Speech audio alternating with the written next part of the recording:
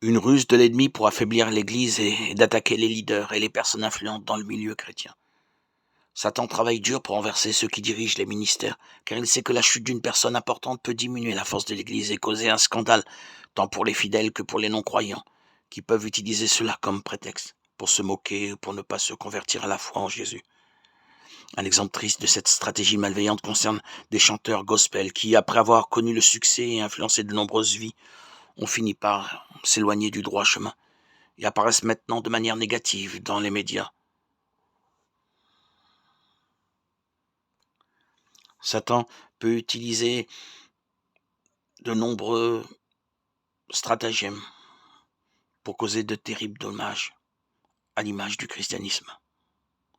De la même manière, de nombreux pasteurs, prédicateurs et évangélistes qui ont été puissamment utilisés par Dieu dans le passé ont fini par être séduits par l'argent, le pouvoir ou les plaisirs de la chair.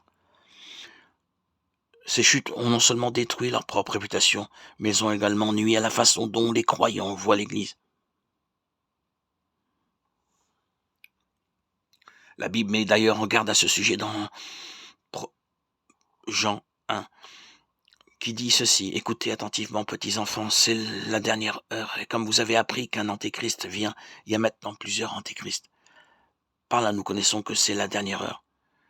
Ils sont sortis du milieu de nous, mais ils n'étaient pas des nôtres. Car s'ils eussent été des nôtres, ils seraient demeurés avec nous. Mais cela est arrivé afin qu'il fût manifeste que tous ne sont pas des nôtres. Frères et sœurs, je veux dire ici que je ne suis pas meilleur que quiconque, je ne suis pas meilleur que ces leaders qui sont tombés, d'accord?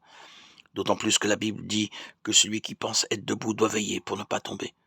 Ce dont je parle, c'est à quel point l'ennemi travaille pour qu'il y ait des scandales parmi nous, et ainsi affaiblir la foi de nombreuses personnes.